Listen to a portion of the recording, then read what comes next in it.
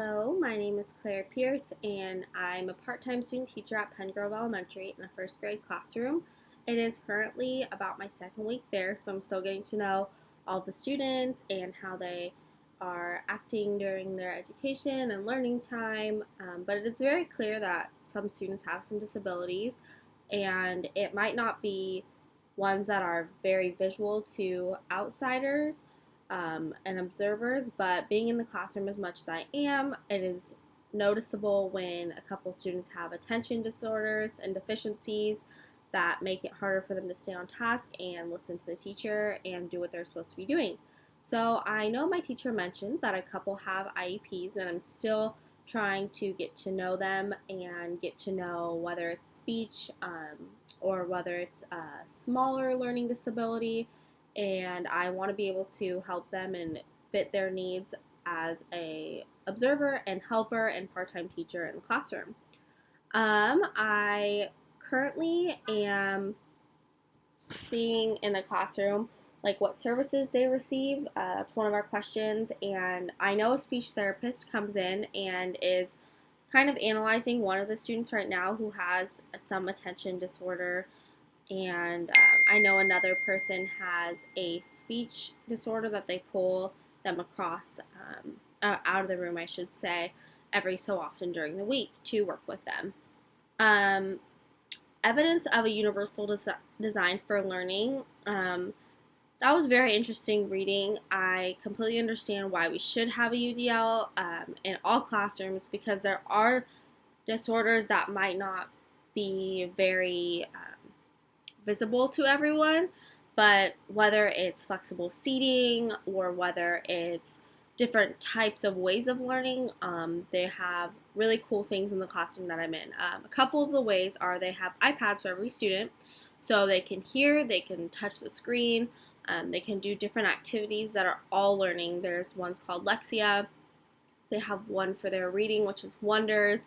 And my teacher is really good about providing various activities, whether it be coloring, whether it be writing, reading, to all learn the same lesson. So there are different ways that students can learn depending on their disability or just on their way of learning.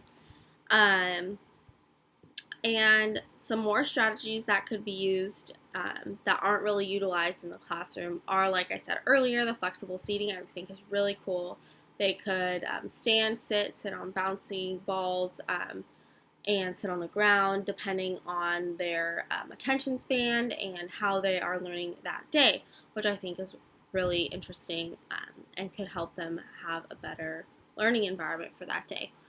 Um, I believe like a couple of the strategies that are implemented, so like the flexible seating, um, I think it would be beneficial because students always have a ton of energy, especially first graders. So for them to be able to decide how they want to sit and learn for the day could really be beneficial for not only themselves but for the teacher, not having to remind them constantly to get on task or sit down or not talk to their neighbors. I think that's really really neat, and I mean, a lot of different ways students learn. I think some more sensory things could be incorporated as well. I didn't mention that earlier because and in the reading, it was talking about how there's touch, there's sight, there's um, different like visual and hearing ways that you can learn. And I think that it's important to kind of touch on all of them so that every student has the opportunity to learn in the best way possible.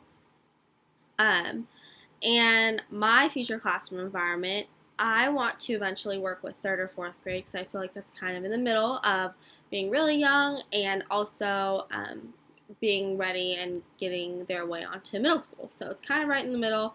I'm not sure. I've never worked with first grade, and so far I love it. So maybe it's the younger kids, maybe it's the older kids, but I'm just gonna stick with third and fourth grade for now.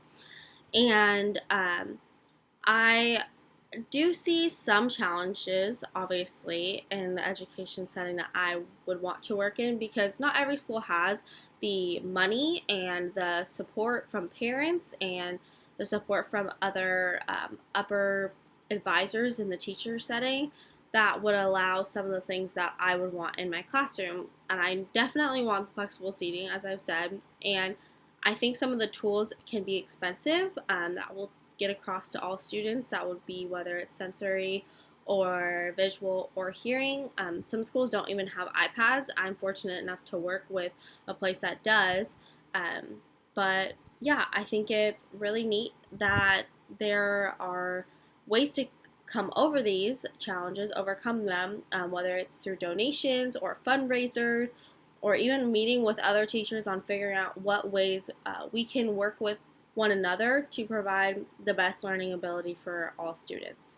So yeah, that is my journal, and I hope to learn even more about the universal design and how we can, as teachers, help our students in the classroom.